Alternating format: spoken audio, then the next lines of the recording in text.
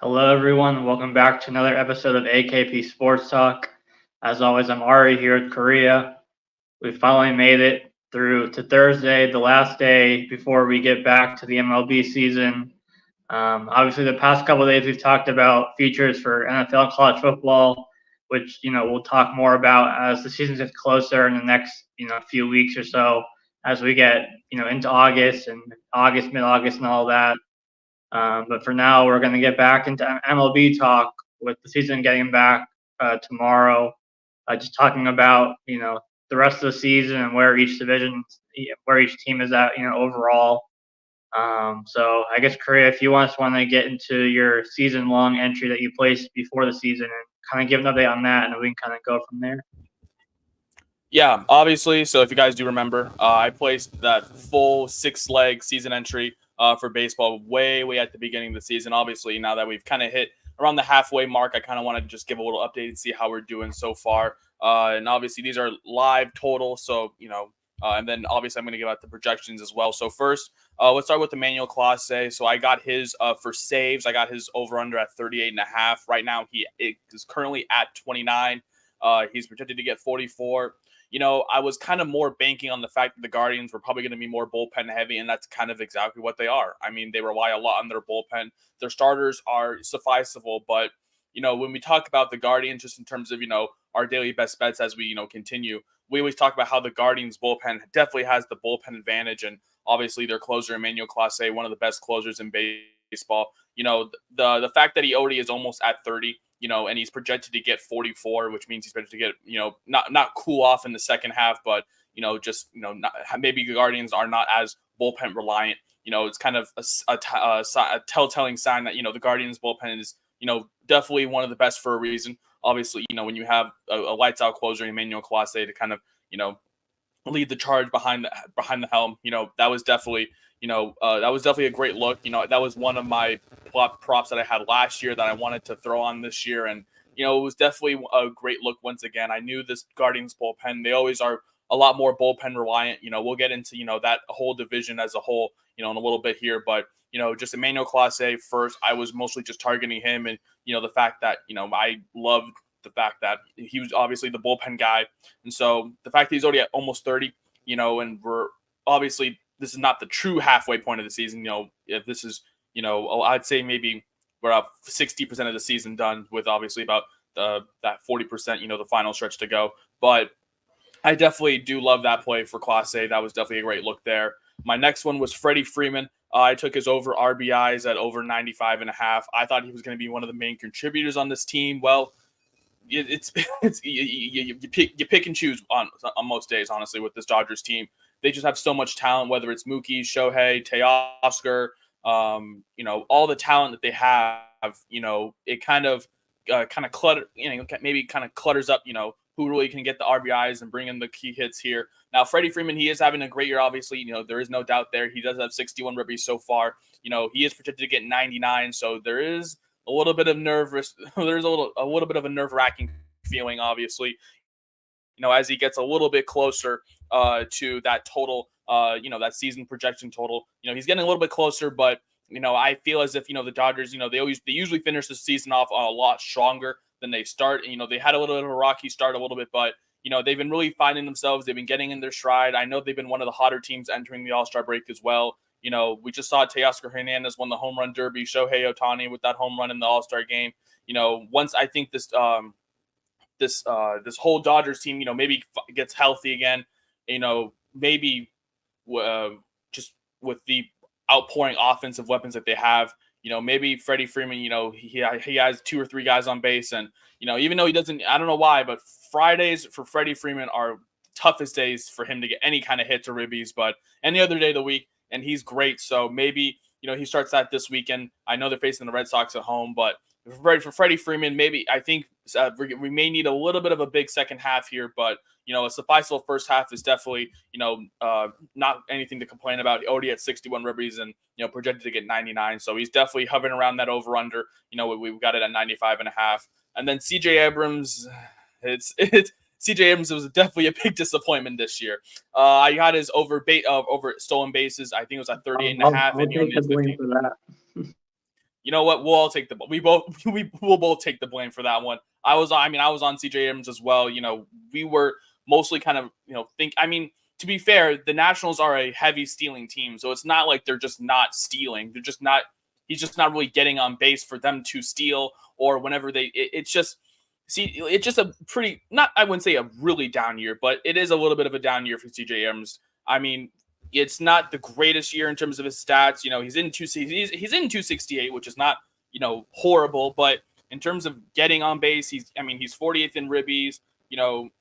He's getting his at bats. He's just not really finding that connection. And we always talk about, this Nationals lineup being, up and down all around. And, one of those inconsistencies, unfortunately, has been CJ Abrams.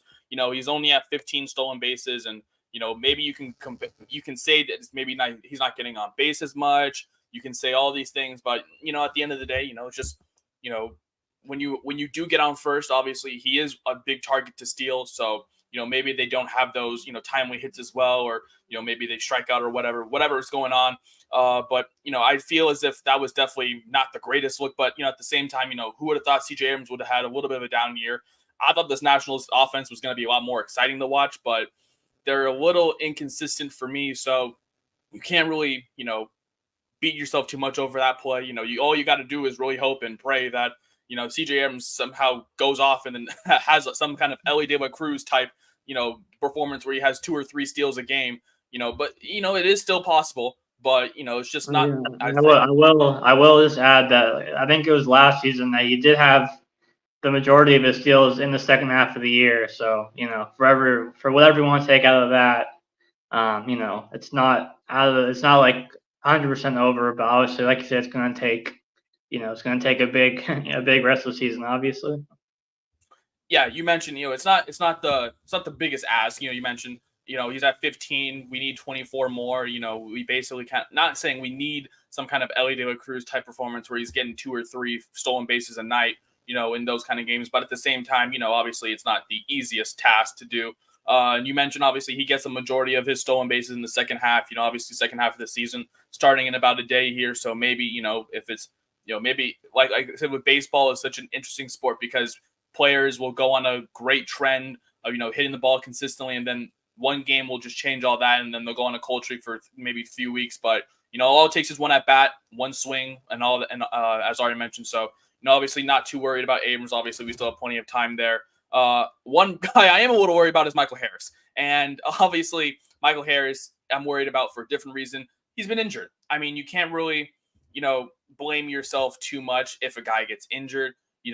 That's just the nature of these season entries. We literally just talked about it yesterday with our NFL season entries, talking about, looking in the future, but we don't want to, or no, we're not saying we don't want to, but, just the precautionary measure that, when you do take a season entry, injuries happen, we're human. We're all human there. So unfortunately, Michael Harris got injured and he was off to, I would say, a really, really great start.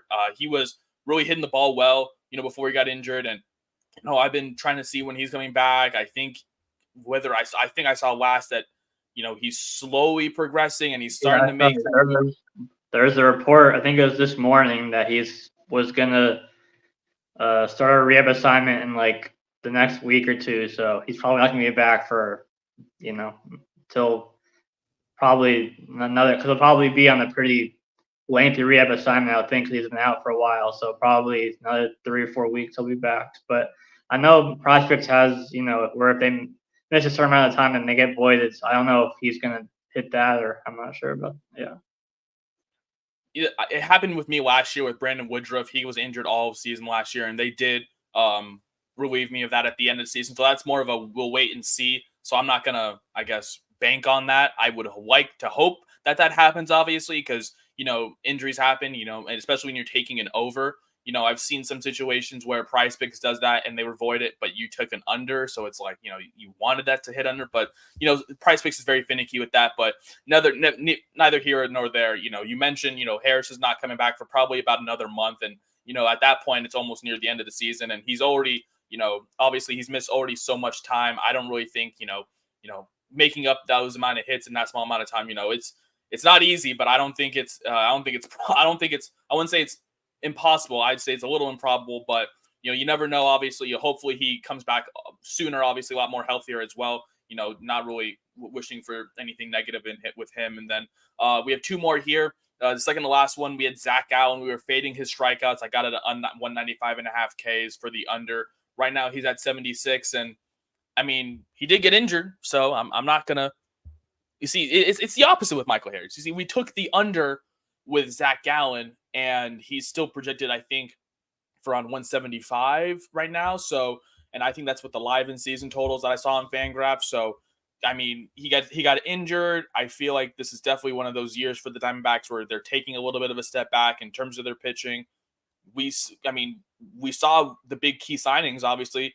Erod, I believe, along with Montgomery, and Montgomery has been inexistent. I mean, he looks a complete shell of himself. The pitching has been a very, very reliant thing for all of this Diamondbacks team, because their hitting obviously is very hit or miss. They love lefties. They struggle against righties. Corbin Carroll has had a very strange year. There was a lot of high expectations, but he's definitely taken a step back.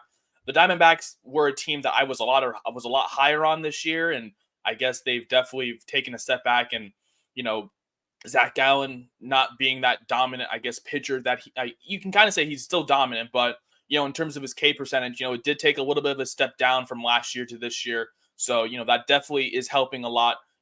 We've seen him get blown up in some times, and we've seen him go, 5 innings, 6 innings with 8-9 Ks. So, maybe that's just that, not non-dependability with Zach Gallen, and maybe just, the matchups as well. So, because, when he does get rocked, it's not like he's facing some nobodies. I've seen him sometimes get rocked against maybe the Cardinals or a team that can hit righties well. So, when he does get rocked, we do love to see those matchups and potentially fade Gallen in those, good pitching matchups. And then the last one was Kyle Tucker homers, and that was so free, Ari, until he got injured.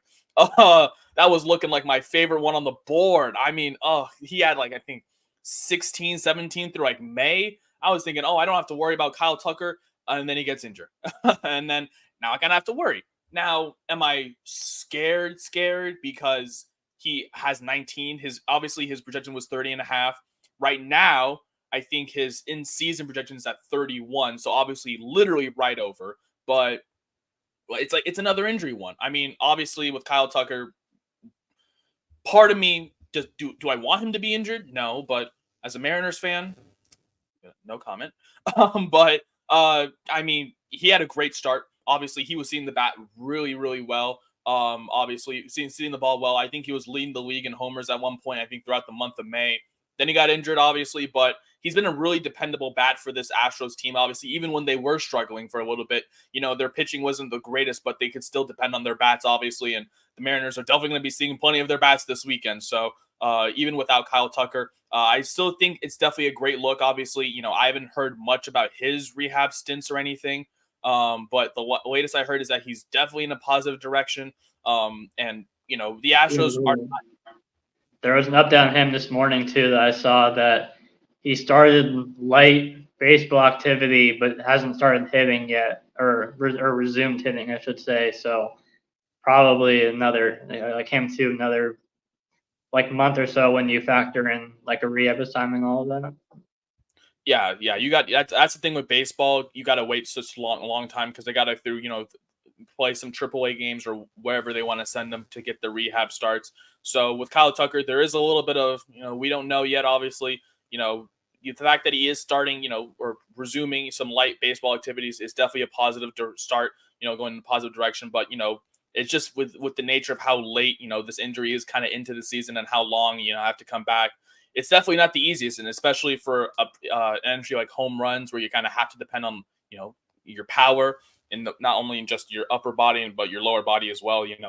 It's definitely not the greatest entry, especially for someone who gets injured, but it's not the most impossible one as well. So we definitely are in a position where we are hoping to get at least 4 or 5 out of 6 of these once again.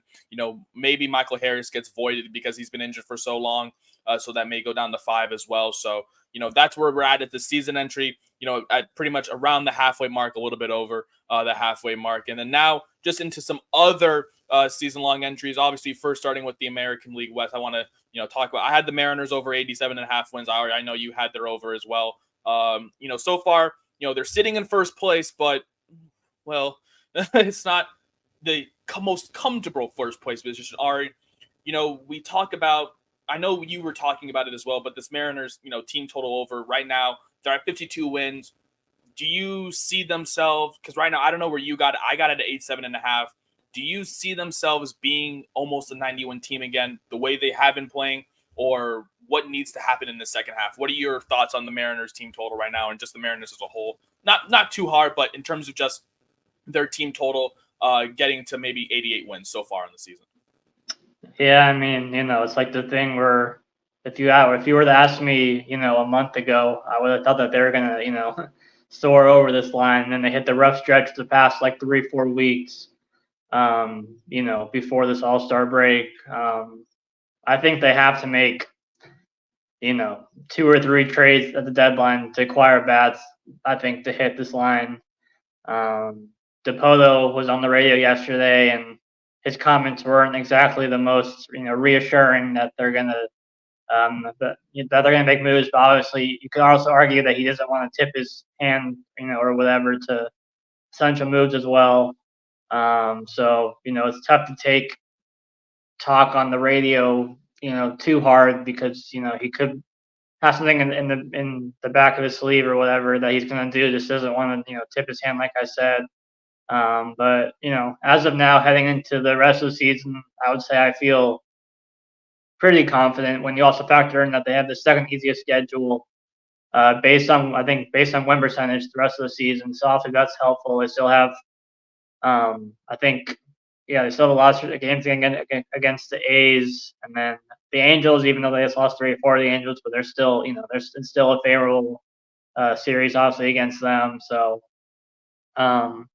Obviously, I was more confident, a few weeks ago before they hit this rough stretch. But all in all, I think they put themselves in a good enough position up until that point to still, feel good about hitting this win total at 87.5 the rest of the way moving forward.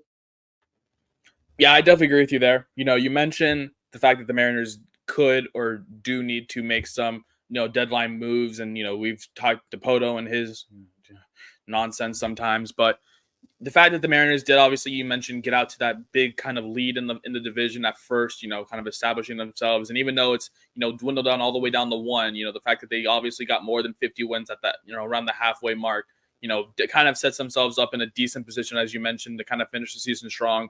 You mentioned they have the second easiest schedule in terms of win record against their opponents. That definitely is a big factor, and the fact that obviously they're playing against the AOS, which is a division that this year where they absolutely have dominated, not obviously in the most recent history against the Angels, but in all throughout this first half of the season, the Mariners, I think, had the best in division record. I think only a few losses to all the few teams and all the other 4 teams in the division.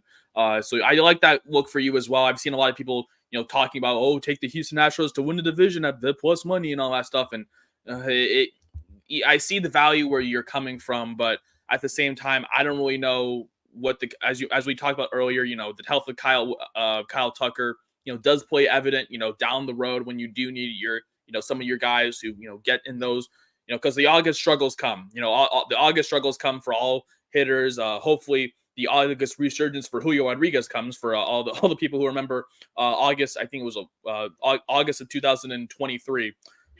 Great time to be a Mariners fan. But hopefully, obviously, there's definitely going to be some competition starting this weekend, obviously, with the Mariners and Astros, 1 game separating them for that division crown. We move on to the AL Central, which Ari was a division I did not expect to be having, I think 3 or 4 teams, you can honestly say, competing, for a wild card spot at the very minimum. You look at the Twins, Guardians, and Royals right now, and you can obviously make an argument for all 3 making the playoffs. Right now, Ari, if you had to put your money on one to win the division between the Twins, Guardians, and Royals, who are you taking and why? Yeah, I mean, I feel like the Royals have kind of dropped off the past few weeks. I think that their pitching has gotten to them, and like their hitting splits at home versus on the road, it's pretty drastic. So I'm kind of removing the Royals from that competition, from the division race at the very least, for that reason. You touched on the Guardians earlier and their bullpen. The Twins have kind of dealt with kind of injuries. Obviously, Royce Lewis. Did something happen? We just got a wash bomb. Russell Westbrook is now becoming a member of the Utah Jazz. Yeah, they're sending Russell Westbrook a second-round pick and a second-round pick swap and cash in a sign-and trade agreement for Chris Dunn. I know they're looking to trade Westbrook, but I know he's had some issues in Utah in the past with their fans and them not being, the best. So that's an interesting fit. But anyways, back to the AL Central talk. This is the Guardians for me. I think they have, they have the bullpen edge. Their starters, like we talked about, are good enough, and then their lineup is just a bunch of just scrappy, annoying hitters. It just gets annoying when you face them. They don't strike out and they just make contact, and it's basically like their whole lineup, top to bottom. For the most part. I believe the Guardians right there in first as of right now, if I'm not mistaken, with a decent lead. Obviously, still plenty of season left and all that, but I think the Guardians do hold on and win the AL Central. Yeah, you mentioned the Guardians right now. They have a 4.5 game lead over the Twins right now, and then a 7 game lead over the Royals, who are all sitting at about 50 to 60 wins. You mentioned the Royals dropped off a little bit, and you mentioned that could be due to their pitching outside of Kauffman Stadium and their hitting outside as well. I feel like the Royals, even though they did make a little bit of a splash trading for Hunter Harvey, I don't think it's enough to really, consider themselves a division favorite ahead of the Guardians and Twins. You mentioned the Guardians as well, even though their lineup doesn't, scream, oh my gosh, we're going to be hitting homers, the fact that they're it's kind of reminded me of, what was it? I think the 2022 Houston Astros, where they, get on base, think their way on base, they move methodically up the base path, and they get those timely hits. Obviously, when you have guys like Jose Ramirez, both nailers, as well as Stephen Kwan, obviously one of, if not the best hitter in baseball right now. I feel as if, this Guardians team, is definitely, I'd say, a consensus favorite. I don't know what their live odds right now to win the division is. I think they're maybe around maybe the minus 130 range if they are. I definitely like them right now to win the division. I don't really like the Twins so far. There's nothing, unless the Twins make a splash at the deadline, to really contend with them, I'd say, offensively, because their offense is a little, hit and miss in terms of how they produce. I don't really see the Twins really competing for the division, if there's a lot more separation, and who knows, maybe even Cleveland makes a splash. Obviously they see themselves in a great position, not to just win the division, but maybe make a run in the playoffs as well as they have, in previous history. So, especially that division, is definitely going to be up for grabs, I feel like, as we get closer and closer to the end of the season. And then the AL East, obviously, probably a very top-heavy division, with the Yankees and Orioles. But at the same time, you look at the Yankees and Orioles and you say, are these two teams really the best two teams in that division? Ari, I mean, you look at the whole AL East right now from top to bottom, right? You look at the Yankees and Orioles sit at the top with all these questions. The Red Sox, who have been kind of sneaky, but yet, they still have questions about their pitching.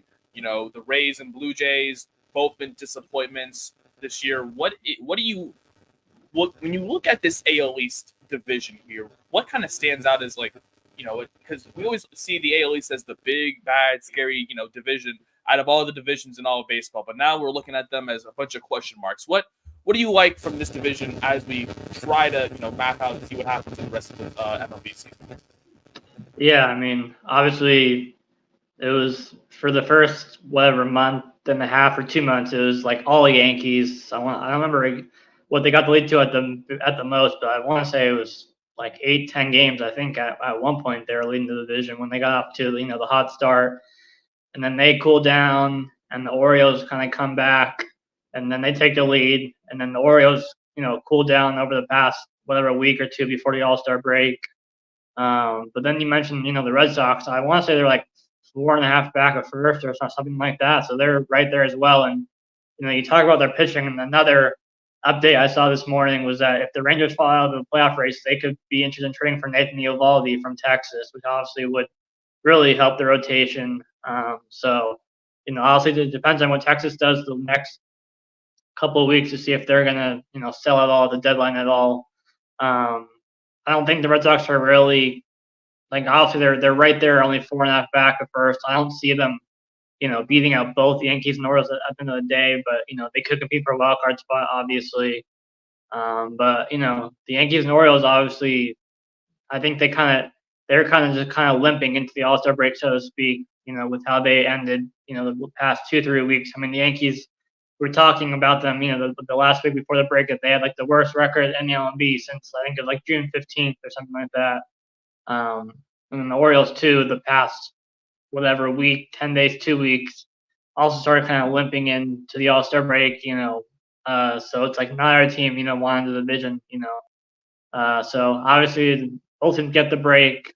That will probably help them, kind of, get back on track, if you want to call it that, the rest of the way. And I think it's going to be, a pretty close battle the rest of the season for the most part between those two teams in that division. Obviously, they're both going to, they should both make the playoffs. Whoever doesn't win the division should make the wild card, barring a huge collapse, obviously. But obviously, you also want the division because you don't want to be in that wild card. And if you get, I think it's if you're one of the top two division winners and you get the bye as well into the next round, into the divisional round or whatever. So I still, and we'll see. Both teams can make a splash as well at the trade deadline. I mean, I've seen, if the Tigers trade Skubal, either those teams could be in for him or, another big pitcher or another big bat or whatever. So we'll see. Obviously the Orioles have one of the best farm systems in the MLB, so they have the ability to make a big splash. It's just whether or not they're, willing to. And also the Yankees are always, willing to make a big splash. So, we'll see what happens at that. I think it's July 31st, so a couple weeks to the trade deadline. But yeah, I mean, I still give the slight edge to the Yankees, overall to win the division. But that could change if, say, the Orioles make a big move at the deadline in 2 weeks and the Yankees don't, or vice versa, and that could change. So, but as of now, heading into the second half of the season, I do my money, or not my money. I wouldn't bet on it, but if I was given money to place a bet on it, it would be on the Yankees. I do like that pick for you. You mentioned, both the Yankees and Orioles kind of stumbling into the All-Star break. Both teams having, the means and will is to do so if they do need to make a splash. The Orioles with their farm system, the Yankees with all their capital in terms of that organization. Both do have those at their disposal. You mentioned the Red Sox as well. Kind of been a sneaky team as well. They're 9 games over 500. They're in a wild card spot right now. You mentioned they could be talking with Texas, who's kind of in a World Series slump right now for Eovaldi, and that would be a great reunion for him. Obviously, going back to Boston and kind of, he has been a really great pitcher, but most of it has been at home, obviously at Globe Life. So maybe that could be a factor there. But as well, holistically, this is definitely a top division. With probably say the top 2-3-ish teams, potentially getting a playoff spot with the Yankees and Orioles, and then maybe the Red Sox if they can, maybe make a splash and continue their stride, because the AL wild card picture is obviously pretty close, as we talked about. Obviously the Red Sox right there in that 6th spot, and then the Royals sitting right behind them at 2 games, and then the Astros at 3.5. So it's just right there. You have the top 8 teams in the American League all kind of fighting together. So I do like the fact that you mentioned, the Yankees and Orioles, both teams that could potentially even get in Skubal, who was also one of my favorites for the American League Cy Young, who was at plus 1,000 at the beginning of the season. I think right now maybe he's in the minuses. I don't know where he is now, but I know his value has absolutely dropped. So I hope you got him as well at the beginning of the season. But I do like that outlook for that crazy AL East division. Obviously, you mentioned just a very top-heavy division, even though it doesn't look that way as we head into the break. But now, obviously, going to the National League, starting it out in the East as well. And look, are the Mets back? Like, I don't know what is going on with the Mets, but the Mets are somehow in a playoff spot. They're sitting 49-46 right now, obviously, and you can say like, oh well, it's the National League. The National League sucks for their wild card. Well, yeah, but that makes it always the fun, competitive part, because there are, I believe, 5 teams, all 3.5 games of each other oh, excuse me.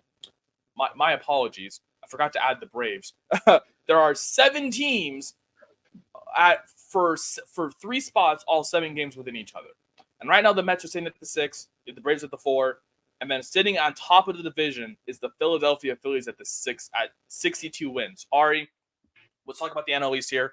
Do you think the Phillies can maintain this lead and win the division, or are the Braves going to somehow make a comeback here? Yeah, I mean it's been a down year to say the least for the Braves, compared to expectations, and you can call it bad luck, injuries, and all that. But I mean, even before Ronald Acuna got hurt, they were still kind of struggling overall as a lineup, and pitching's been up and down. They've dealt with injuries, obviously. They have gotten better pitching from like Max Fried as of late, and some other. Ronaldo Lopez has been dominant all season. So they dealt with injuries, but they've been better as of late as a pitching staff. Lineup's been up and down. Guys like Riley and Olsen have been not to their expectations, let's just say, so far this season. But obviously they could turn it on at any point, obviously. So we'll see if the break can help them kind of get back on track. But I still think the Phillies, top to bottom, are the better team. They've been better all season. I don't really see them dropping off enough to lose the division. Maybe they drop off a little bit, because right now they're on pace for I don't know what, like 100, well over 100 wins right now. I want to say, so like on pace. So I think they could drop off. The Phillies could drop off, maybe a little bit, just regress a little bit. But even now, I think they have enough of a hold on the division to where I still think that they'll prevail in the end. I feel like with the NL East this year, you mentioned, it was very top heavy, with the Braves last year and the Phillies. This year, it's the Phillies and Braves again, but inverse. The Phillies right now, obviously, you mentioned really, really good. And, they're still introducing their key main contributors offensively back into the lineup with, Harper and Schwarber as well. So, maybe you can put that into a factor that, maybe that they'll continue this dominance, but at the same time, I don't think they're going to win every game as well. So, there is a little bit, that maybe they'll drop off a few games, but you mentioned the Braves this year, everything that kind of has gone wrong for them, I guess will, in terms of how their bats, losing Acuna and then Michael Harris, 2 guys that, can really get on base for you, especially with the power of Acuna, and, I've heard the Braves potentially making a splash at the deadline for another outfielder, but maybe, one that's maybe like a Jazz Chisholm or something like that, who knows, but I know the Braves obviously definitely still in a good spot to make a playoff appearance, as the wild card team, and then the Mets, they're there. I mean, I don't know if they're going to – the Mets are a team that are in a very weird spot. Obviously, they're not great, and, obviously they've been talking about, trading Pete, but then Pete doesn't want to leave, and, there's just so many problems going on with the Mets. I don't even know where to start, but let's go to the NL Central, Ari. Let's just go to the Central. Obviously, the NL Central – a lot closer of a division, only 8.5 games separating top to bottom here. You look at the NL Central, you see the Brewers obviously as the dominant team. You have the Cardinals who are looking to have a little bit of a bounce back year. And then it's just the Pirates and Reds and then the Cubs. Ari, I know this is probably maybe a 1 or 2 team playoff division, but do you really like anything from the NL Central this year? Because to me, I'm just seeing a bunch of mid. Yeah, I mean, I mostly agree. I mean, you have to credit the Brewers for still being where they're at. After they traded Corbin Burns, I think most people thought that they were gonna, not even be a playoff team, and they're still, at the top where they're at. So you have to credit them. They've been without their closer, Devin Williams, I think all season or most of the season. They've gotten a good closer, whatever the word, like they've gotten a good role from Trevor McGill in his absence as their closer. Their pitching has still been, mostly so. There's kind of just a team that's just kind of like, feels like they're just kind of like pretty, at least decent to good in most areas, but they're not like, elite or dominant anywhere. They're just kind of like, I guess that's basically mid, I guess you could say. It's just like, they're pretty good in like everywhere.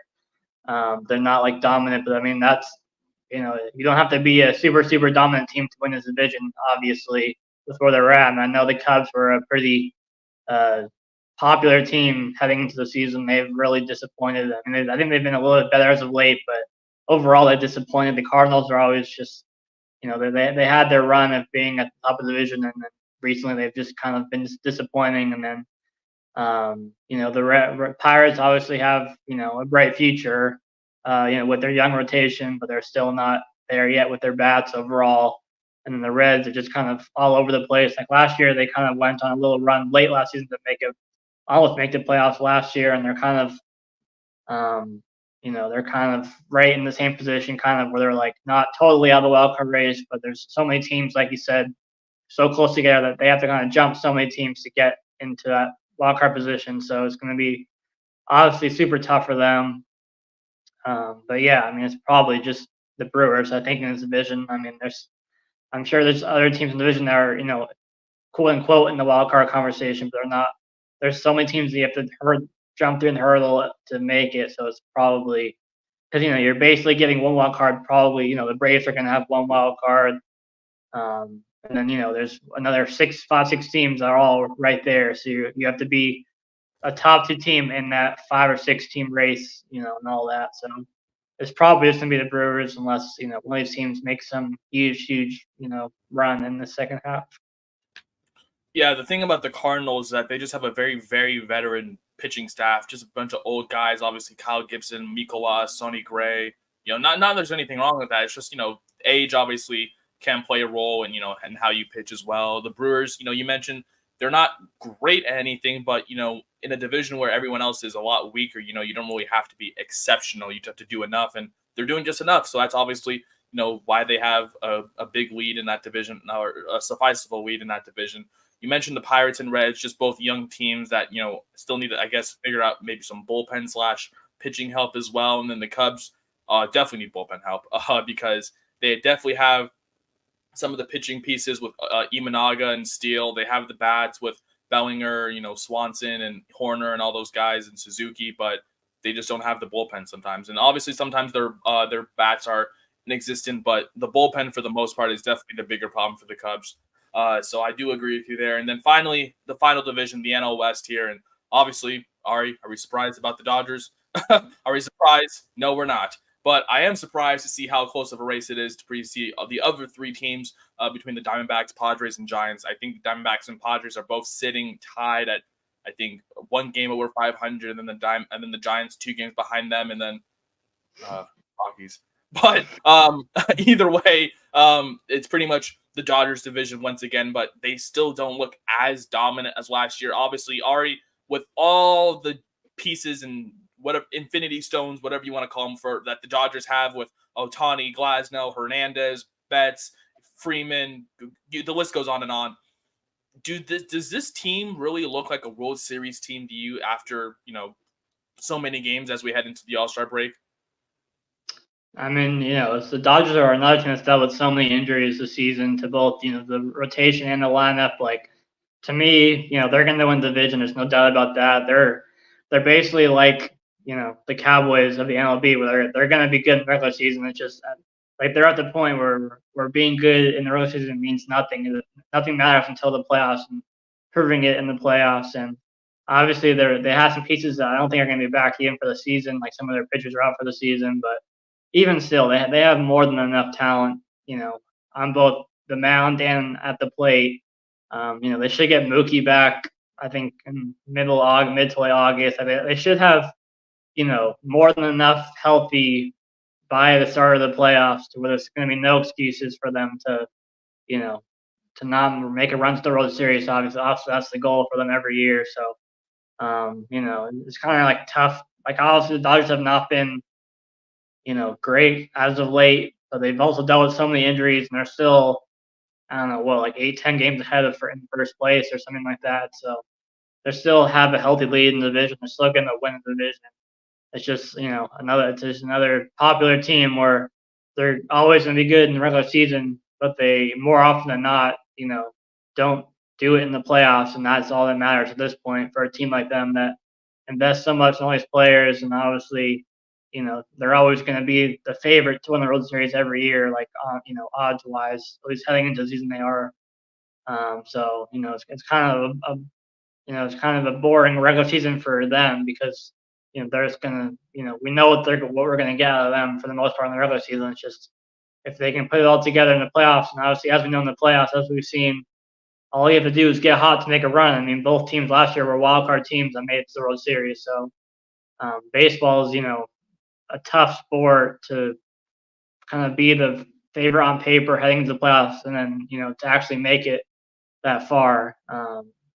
But they're doing their thing in the regular season like they always do, and we'll see if they can do it in the playoffs. But I mean, yeah, they haven't been as dominant as of late in the regular season, but they're still going to win the division and all that. Yeah, the thing about the Dodgers, which is weird, is that, especially after last year, they won, 116 whatever ish games, and they bowed out in the NLDS because the Padres won. And, there's obviously this running joke that the Dodgers will, be the regular season champions. They win 100 plus games, but they don't do anything in the playoffs. And that's kind of the thing, with this Dodgers team right now, if they can finally break that, I guess, curse, because obviously they had that 1 year back in 2020, but I'm not counting the 2020 season as a real season. 8 teams from each league made the playoffs, so literally half the league made the playoffs. We had the Houston Astros, who should have been nowhere near the playoffs that year. They were in the ALCS that year, so outside of that 1 year, it's always been questions of whether or not the Dodgers are actually going to do it and take that next time. Actually, when you mentioned a lot of teams like to get hot, as they get into the postseason, and that's how they get their runs, like the Diamondbacks and Rangers did last year. They were two teams that got hot right as the season ended, and then throughout the playoffs, they just continued that trend all the way to the World Series. So especially and you met going on well with that division. The Diamondbacks, Padres, and Giants all sit in these positions where they're in the wild card race, but they're not quite in the wild card. So maybe a splash for each one of those 3 teams can be big, especially the Padres, who have always been a team that likes to make big splashes at the deadline. So, I think the Padres maybe, they make a deadline move as well. They've already traded for Arias. I know they've been talking about Crochet as well, as a name that they've been targeting as well. So, the Padres are definitely not afraid to make a splash, especially where they're sitting at right now, 1 game over 500 as they, start the second half of the season, long for the Giants and Diamondbacks as well. But, obviously the rest of the season starts tomorrow. And speaking of that, we will be back obviously tomorrow to kick off the rest of the MLB season. Obviously, a full game of baseball starting tomorrow. Finally, baseball is back already. We have some things to bet on again. Obviously, we've been waiting for this beginning of baseball, to come back after the All-Star break Monday and Tuesday with the Home Run Derby and All-Star game. But thank you guys so much for tuning in for our little bit of a yap session here. We just wanted to, give our thoughts about how MLB is looking right now in terms of, where the standings are, what we like in terms of the rest of the season. But obviously, that's going to do it for this episode. That's RM Korea. Obviously, we'll have some more videos for you, especially tomorrow when we have a full video of best bets continuing on into the rest of the season. Obviously, college football, NFL, right around the corner. Obviously, I've seen a lot of people talking about how college football, the video game, has kind of, brought, the college football world back together, after all the realignment and stuff like that. So I know I'm very excited to see what, college football is going to be looking like. So obviously we'll have some potential season win totals and futures on potential conference winners out in the near future. But thank you guys so much for tuning in. That's RM Korea. Win some money, and we will see you guys tomorrow. Peace out, guys.